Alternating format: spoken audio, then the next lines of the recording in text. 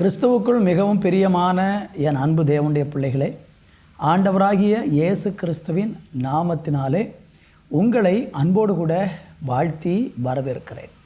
இந்த ஏப்ரல் மாதம் 1ஆம் தேதி ஒரு வாக்குத்தத்த செய்தியோடு உங்களை சந்திப்பதிலே நான் மிகவும் மகிழ்ச்சி அடைகிறேன். ஏசாயா தீர்க்க தரிசன புஸ்தகம் 35ஆம் அதிகாரம் அதனுடைய 1-2 வசனங்களை வாசித்து நம்ம தியானிக்க போகிறோம். வனாந்தரமும் வறண்ட நிலமும் மகிழ்ந்து கடுவெளி கழித்து புஷ்பத்தை போல செழிக்கும். அது மிகுதியாய் செழித்து பூரித்து ஆனந்த களிப்புடன் பாடும். லெபனோனின் மகிமையும் கர்மேல் சாரோன் என்பவைகளின் அலங்காரமும் அதற்கு அளிக்கப்படும். அவர்கள் கர்த்தருடைய மகிமையையும் நமது தேவனுடைய மகத்துவத்தையும் காண்பார்கள். அருமையான கர்த்தருடைய பிள்ளைகளே, இந்த வாசித்து கேட்ட வசனத்தில் இருந்து ஒரு மனுஷனுடைய வாழ்க்கையை கர்த்தர் எப்படியாக முழுவதுமாக மாற்றுகிறார் என்கிற ஒரு சத்தியத்தை இந்த மாதத்திற்கு தேவன் நமக்கு வாக்குத்தத்தமாக கொடுக்கிறார். உங்கள் வாழ்க்கையிலையும் இன்றைக்கு நீங்கள் ஒரு வனாந்தரம் போல அல்லது ஒரு வறண்ட நிலம் போல நீங்கள் இருக்கிறீங்க என்றால், ஆண்டவருடைய வசனத்தை சரியாக கவனித்து அந்த வார்த்தைக்கு நம்ம கீழ்ப்படியும் பொழுது நம்முடைய வாழ்க்கையில் எவ்வளவாய் செழிப்புண்டாகும் என்கிறதை குறித்து இன்றைக்கு நம்ம தியானிக்க போகிறோம். எனவே இந்த செய்தி நிச்சயமாக உங்களுக்கு ஆசீர்வாதமாக இருக்கும். இந்த 35ஆம் அதிகாரம் ஏசாயாவில் நடக்கிறதான காரியங்களை நீங்கள் நன்றாக கவனித்து பார்த்தீங்கன்னா, இஸ்ரவேல் ஜனங்கள் தேவனிடத்திற்கு நெருங்கி வந்த அந்த சூழ்நிலையில் ஒரு குறிப்பிட்ட காலம் அவர்கள் தேவனை விட்டு அந்நியப்பட்டு தேவனுக்கு பிரியமில்லாத பாவ செயல்களில் ஈடுபடுத்தி தங்களை தேவனை விட்டு தூரமாக்கி கொண்ட போது கர்த்தர் அவர்களை அசீரியர்களுடைய கையில் 70 ஆண்டு காலமாக ஆண்டவர் ஒப்பு கொடுத்தார். அவர்கள் அந்த பாபிலோன் தேசத்தில் 70 ஆண்டு காலம் சிறையிருப்பில் இருந்ததான அந்த சூழ்நிலையில் அவங்க வாழ்க்கை வறண்டதும் அவர்களுடைய வாழ்க்கை வனாந்தரமுமாக மாறிப்போனது. அவர்களுக்கு ஒரு மறுவாழ்வு கொடுப்பதை குறித்த ஒரு காரியம்தான் இந்த 35ஆம் அதிகாரத்தில் சொல்லப்பட்டிருக்கிறது. அருமையான கர்த்தருடைய பிள்ளைகளே, மனிதனுடைய வாழ்க்கையிலே தவறுகள் வருவது இயல்பாக இருக்கிறது. சில நேரங்களிலே நாம் பலவீனமாய் விழுந்து போய்விடுகிறோம். சில நேரம் தேவனுக்கு கொடுக்க வேண்டிய ஸ்தானத்தை நாம் கொடுக்காமல் உலக காரியங்களுக்கு முதலிடம் கொடுத்து தேவனை விட்டு அந்நியப்பட்டு போகிறோம். தேவனுடைய சமூகத்தில் இருந்து நாம் தூரமாகவும் போய்விடுகிறோம். அந்த மாதிரி சமயங்களில் ஒரு மனுஷனுடைய வாழ்க்கை வனாந்தரமும் வறண்ட நிலமும் போல இருக்கும். ஆனால் அவன் திரும்பி வரும் பொழுது அவனை கர்த்தர் எப்படி ஆசீர்வதிக்கிறாராம்? வேதம் சொல்லுகிறது, வனாந்தரமும் வறண்ட நிலமும் மகிழ்ந்து கடுவெளி கழித்து புஷ்பத்தை போல செழிக்கும் என்று சொல்லுகிறதை பார்க்கிறோம். இன்றைக்கு உங்கள் வாழ்க்கையிலையும் கூட ஏதோ சில காரணங்கள் நிமித்தமாக நீங்கள் வனாந்தரம் போன்ற ஒரு வாழ்க்கை அல்லது வறண்ட நிலம் போன்ற ஒரு வாழ்க்கை உங்களுக்கு இருக்கும் என்றால், நீங்கள் தேவன் அண்டைக்கு திரும்புவதற்கு உங்கள் வாழ்க்கையை ஒப்பு கொடுத்தால் கர்த்தர் நிச்சயமாக உங்களுக்கு ஒரு செழிப்பான வாழ்க்கையை தருவார். அதில் 3ஆவது வசனத்தில் படிச்சிங்கன்னா, தளர்ந்த கைகளை திடப்படுத்தி தள்ளாடுகிற முழங்கால்களை பலப்படுத்துங்கள். இங்கே நல்லா கவனிங்க, இவர்கள் தேவனை விட்டு அந்நியப்பட்டு போனதுனால அவருடைய கைகள் தளர்ந்து போய் விட்டது, அவர்களுடைய முழங்கால்கள் பலவீனப்பட்டும் போய்விட்டது. அப்போ தளர்ந்து கைகளையும் திடப்படுத்தி தள்ளாடுகிற முழங்கால்களை பலப்படுத்துங்கள் என்று சொல்லுகிறதை பார்க்கிறோம். என்னை கேட்கிற அருமையானவர்களே, தள்ளாடுகிற ஒரு முழங்கால்களாக தளர்ந்து போன கைகளாக நீங்கள் வாழ்ந்து கொண்டிருக்கலாம். சில நேரங்களில் பாருங்கள், நம்முடைய வாழ்க்கையில் என்ன காரணம் என்று தெரியாமலேயே நம்மளால் உணர முடியாத அளவுக்கு ஒரு தளர்ச்சியும் ஒரு பலவீனமும் நம்முடைய வாழ்க்கையில் வந்து விடுகிறது. அதைத்தான் சோர்வு என்று நம்ம பைபிளில் பார்க்கலாம். அந்த சோர்வு வரும்போது நம்முடைய கைகள் தளர்ந்து விடுகிறது, நம்முடைய முழங்கால்கள் தள்ளாடவும் ஆரம்பிக்கிறது. காரணம் என்ன? நம்முடைய கைகள் தளர்ந்து போகும்போது நம்மளால் ஒன்றுமே செய்ய முடியாமல் இருக்கிறது போன்ற ஒரு அனுபவம். முழங்கால்கள் தள்ளாடும் போது முன்னேறி செல்வதற்கே முடியாமல் ஸ்தம்பித்து போய், அல்லது சொல்லப்போனால் முடங்கி கிடக்கிறது போன்ற ஒரு சூழ்நிலை. அருமையான கர்த்தருடைய பிள்ளைகளே, உங்கள் வாழ்க்கையை கொஞ்சம் ஆராய்ந்து பாருங்கள். நீங்கள் இன்றைக்கு ஆமேன் கைகள் தளர்ந்தவர்களாக எதையும் செய்வதற்கு முடியாத அளவுக்கு கைகள் தளர்ந்து போயிருக்கிறீங்களா? அல்லது முழங்கால்கள் தள்ளாடுகிற நிலையில் உங்களால் முன்னேறவே முடியாமல் அப்படியே முடங்கி போய் கிடக்கிற ஒரு சூழ்நிலை இருக்கும் என்றால் ஒன்று செய்யுங்க. இந்த ஏப்ரல் மாதத்தில் நான் ஆண்டவர் பக்கம் திரும்ப போகிறேன். நான் ஆண்டவரை நோக்கி பார்க்க போகிறேன். நான் ஆண்டவரோடு கூட என்னுடைய உறவை புதுப்பிக்க போகிறேன். நான் பாவத்தை விட்டு மனம் திரும்ப போகிறேன் என்று ஒரு தீர்மானம் எடுத்து தேவனண்டைக்கு நெருங்கி வந்தால் கர்த்தர் நிச்சயமாக நம்முடைய வாழ்க்கையில் தளர்ந்த கைகளை திடப்படுத்துவார். தள்ளாடுகிற முழங்கால்களை ஆண்டவர் நிச்சயமாக ஆமென் பலப்படுத்தவும் செய்வார். வாக்குத்தத்தம் ஆண்டவர் சொல்கிறார்.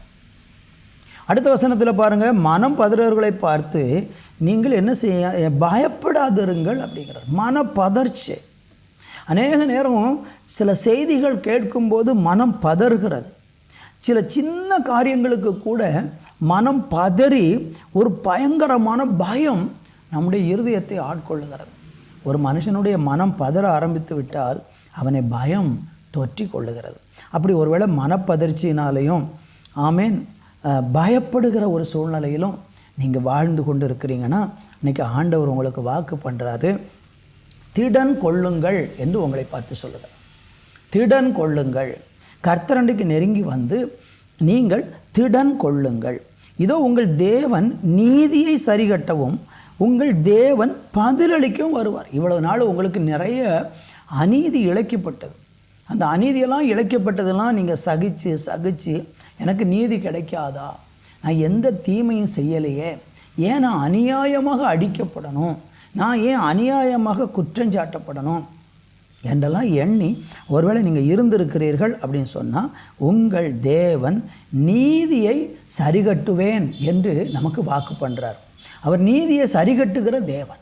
கர்த்தருக்கு மகிமை உண்டாகட்டும். நீதியை சரிகட்டவும் அங்கே சொல்லப்பட்டிருக்கிறத கவனிங்க.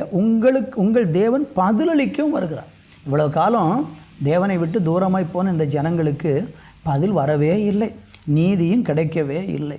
ஆண்டவர் இப்போ சொல்கிறாரு, நீங்கள் என் அண்டைக்கு திரும்பினால், என் பக்கமாக நீங்கள் வந்தால், நீங்கள் என்னை மறுபடியும் நேசிக்க ஆரம்பித்தால், என்னை இன்னும் நீங்கள் மறுபடியுமாய் பற்றி கொள்ள ஆரம்பித்தால் நான் உங்களுக்கு பதிலளிக்கவும் செய்வேன், நீதியையும் சரி கட்டுவேன். அவர் வந்து உங்களை ரட்சிப்பார் என்று சொல்லுங்கள். இன்றைக்கி நான் உங்களை பார்த்து சொல்லுகிறேன், அவர் வந்து உங்களை ரட்சிப்பார். நீங்கள் எந்த இடத்தில் இருக்கிறீர்களோ அங்கு வந்து உங்களை ரட்சிப்பார். பாருங்கள், உன்னதத்தில் இருக்கிற தேவன் அந்த உன்னதத்திலேயே அமர்ந்து கொள்ளாமல் பரலோகத்தில் இருந்து இறங்கி வந்து நம்மளை ரட்சித்தார். இந்த நாட்களையும் கூட சிலுவையின் பாடுகளை தியானித்து கொண்டிருக்கிற இந்த நாட்களாய் கூட இருக்கிறதல்லவா. இந்த நாட்களிலே இயேசு கிறிஸ்து இந்த பூமிக்கு நம்மளை தேடி வந்தார்.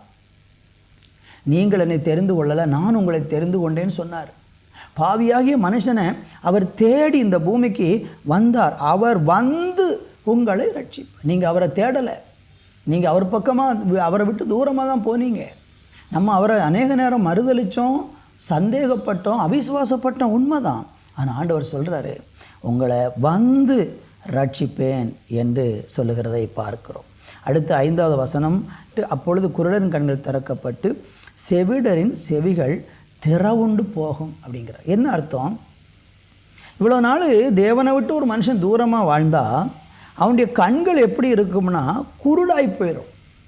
அவனுக்கு எது நல்லது கெட்டதுன்னு தெரியாத அளவுக்கு கண்கள் குருடாக்கப்பட்டுரும். தேவனை பார்க்க முடியலை, நல்ல வழி என்னதுங்கிறத அவனால் பார்க்க முடியலை. ஒரு குருடன் கண் தெரியாமல் போகிறது போல அவன் கண் தெரியாதவன் போல் வாழ்ந்திருந்தான். அவன் செவியும் என்ன ஆயிட்டுனா கேட்காம ஆயிற்று. அவனுக்கு வெளியில் உள்ள உறுப்பாகிய அந்த செவி கேட்கிறது, ஆனால் தேவன் பேசுவது கேட்கலை. தேவனை விட்டு தூரமாய் போகிற மனுஷர்களுக்கு தேவன் பேசுகிறதையும் கேட்க முடியாது, தேவனையும் அவர்களால் தரிசிக்க முடியாது. தேவன் பக்கத்தில் தான் இருப்பார், சமீபத்தில் தான் இருப்பார். சமீபத்தில் இருந்தாலும் கூட அவங்களால தேவனை பார்க்க முடியாது. ஆனால் சொல்லுகிறார், குருடரின் கண்கள் திறக்கப்பட்டு செவிடரின் செவிகள் திறவுண்டு போகும் என்று சொல்லுகிறார். முடவன் மானை போல குதிப்பான், ஊமையன் நாவும் கம்பீரிக்கும் என்று. பாருங்கள், தளர்ந்து போன ஒரு முழங்காலான ஒரு வாழ்க்கை வாழ்ந்த மனுஷனுக்கு மானை போல குதிக்கிற ஒரு வாழ்க்கையை தருவார். இன்றைக்கி விசுவாசிக்கிறீங்களா? கடந்த மாதம் முழுவதும் முடங்கி போய் கிடந்தீங்க. ஆனால் இந்த மாதத்தில் கர்த்தர் வாக்கு பண்ணுறாரு, உங்களை ஆண்டவர் துதிக்கவும் குதிக்கவும் தேவனை மகிமைப்படுத்தவும் வைப்பார். வனாந்தரத்திலே தண்ணீர்களும் கடுவெளியிலே ஆறுகளும் பாய்ந்தோடும். எங்கேயாவது வனாந்தரத்தில் தண்ணீர் வருமா? ஆனால் ஆண்டவர் சொல்கிறார், வனாந்தரத்தில் தண்ணீர் வரும், கடுவெளியிலே ஆறுகள் பாய்ந்தோடும், வெட்டாந்தரை தண்ணீர் தடாகமும் வறண்ட நிலம் நீரூற்றுகளாகவும் வலுசர்ப்பங்கள் தாவரித்து கிடந்த இடங்களிலே புல்லும் கொறுக்கையும் நாணலும் உண்டாகும் அப்படிங்கிறார். இதுதான் ஒரு மனுஷன் ஆண்டவரை மறந்து தூரமாக போயிட்டான்னா அவனுடைய வாழ்க்கை இதுதான். ஆனால் அவனுடைய வாழ்க்கையில் எப்படி ஒரு டோட்டல் சேஞ்ச் பாருங்கள். அடுத்த வசனம், அங்கே பேரும் பாதையான வழியும் இருக்கும், அது பரிசுத்த வழி எனப்படும். அவன் வாழ்க்கை வழியே மாறிவிடுகிறது. தேவனடைக்கு வரும்போது அங்கே பரிசுத்த வழியில் அவன் நடப்பான். தீட்டுள்ளவன் அதில் போக முடியாது. அவனை நீதிமான் ஆக்கி ஆண்டவர் தீட்டுள்ளவன் அதில் போகாதபடிக்கு அவன் சொல்கிறார், அந்த வழி நடக்கிறவர்கள் பேதையாய் இருந்தாலும் திசை கட்டு போவதில்லை. ஒருவேளை அவங்களுக்கு உலக பிரகாரமான ஒரு ஞானம் இல்லாட்டாலும் திசை கட்டு போகாமல் சரியான பாதையில் நடத்துவார். அங்கே சிங்கம் இருப்பதில்லை, துஷ்ட மிருகம் அங்கே போவதும் இல்லை, அங்கே காணப்படவும் மாட்டாது, மீட்கப்பட்டவர்கள் அதில் நடப்பார்கள். துஷ்ட மிருகம் சிங்கம் என்று சொல்லும்போது கர்ஜிக்கிற சிங்கத்தை போல பிசாசு யாரை விழுங்கலாம் என்று சுற்றி திரிகிறான் பார்த்தீங்களா? இப்போ அவனுக்கு வேலை இல்லை, அவன் நம்மக்கிட்ட வர முடியாது. ஆண்டவர் அவனை அப்புறப்படுத்துகிறார். ஆமேன். சிங்கம் அங்கே இருப்பதில்லை, துஷ்ட மிருகம் அங்கே போவதில்லை, அங்கே காணப்பட மாட்டேன், மீட்கப்பட்டவர்களே அதில் நடப்பான். அந்த அந்த மீட்கப்பட்ட மனிதன், தேவனண்டைக்கு திரும்பி வந்த அந்த மனிதன் அதிலே நடப்பான். கர்த்தரால் மீட்கப்பட்டவர்கள் கவனிங்க, திரும்பி ஆனந்த களிப்புடன் பாடி சீயோனுக்கு வருவார்கள். நித்திய மகிழ்ச்சி, ஆமேன், அவர்கள் தலையின் மேல் இருக்கும். சந்தோஷமும் மகிழ்ச்சியும் அடைவார்கள், சஞ்சலமும் தவிப்பும் ஓடி போய்விடும். இதுதான் கர்த்தர் நம்ம கொடுக்குற வாக்கு தத்தம். இன்றைக்கு இந்த வார்த்தையை கேட்கிற நான் உங்களுக்காக ஜெபிக்க விரும்புகிறேன். உங்கள் வாழ்க்கையில் இந்த ஏப்ரல் மாதத்தில் இப்படிப்பட்ட ஒரு ஆசீர்வாதத்தை விரும்புகிறீங்களா? தளர்ந்து போன கை பலப்படணும்னு விரும்புகிறீங்களா? தள்ளாடுகிற முழங்கால்கள் பலப்படணும்னு சொல்லி விரும்புகிறீங்களா? மனம் பதறுகிற நீங்கள் திடங்கொள்ள விரும்புகிறீங்களா? கர்த்தருக்கு மகிமை உண்டாகட்டும். உங்களுக்கு நீதி கிடைக்கணும்னு நீங்கள் விரும்புகிறீங்களா? உங்களுக்கு தேவனுடைய குரல் கேட்கணும்னு விரும்புகிறீங்களா? ஆண்டவர் உங்கள் ஆண்டவருடைய சமூகத்தை தரிசிக்கிற அந்த பாக்கியம் உங்களுக்கு உண்டாகணும்னு நீங்கள் விரும்புகிறீங்களா? நிச்சயமாக கர்த்தர் உங்களை அந்த பாதையில் இந்த மாதத்தில் நடத்துவார். எல்லாரும் இல்லை, யார் அவர் பக்கம் நெருங்கி வராங்களோ, யார் தங்களை இன்னும் தேவனுக்கு ஒப்பு கொடுக்குறாங்களோ, அவங்க வழிகள் எல்லாமே நிச்சயம் இப்படிப்பட்ட ஆசீர்வாதத்தினாலே நிரம்பி இருக்கும். தொடர்ந்து நான் உங்களுக்கு ஜெபிக்க விரும்புகிறேன். என்னோடு கூட சேர்ந்து தலைகளை தாழ்த்தி ஜெபிப்போம். நல்ல தகப்பனே, இந்த வேலைக்காக நன்றி. இந்த ஏப்ரல் மாதத்தில் நீர் எங்களுக்கு கொடுத்த வாக்குத்தத்த வார்த்தைக்காக உமக்கு நன்றி. இந்த வார்த்தையின் மூலம் நீர் எங்களோடு பேசினீர். ஆண்டவரே, இந்த வார்த்தையை கேட்டுக்கொண்டிருக்கிற ஒவ்வொருவருடைய வாழ்க்கையிலையும் ஒரு பின்மாற்றம் ஆண்டவரே, அல்லது தேவனோடு ஒரு நல்ல உறவு இல்லை, அவன் வாழ்க்கை வறண்டு போய் கிடக்கிறது. ஆண்டவரே ஸ்தோத்திரம், அவங்க வாழ்க்கையில் அப்பா ஒரு வெளிச்சமில்லாத ஒரு நிலையில் இன்றைக்கு இருக்கிறார்கள் என்றால் என் தேவனாகிய கர்த்தர் அவங்க வாழ்க்கையை இந்த மாதத்தில் வெளிச்சமாக மாற்றும், பிரகாசமாக மாற்றும். தளர்ந்து போன கைகளை கர்த்தர் திடப்படுத்தி, தள்ளாடுகிற முழங்கால்கள் ஆண்டவர் பலப்படுத்தி உங்கள் பிள்ளைகளை உயர்த்துவீராக. உங்கள் கரத்தில் ஒப்பு கொடுக்குறோம். தொடர்ந்து மகிமைப்படும். இயேசுவின் நாமத்தில் பிதாவே, ஆமேன், ஆமேன்.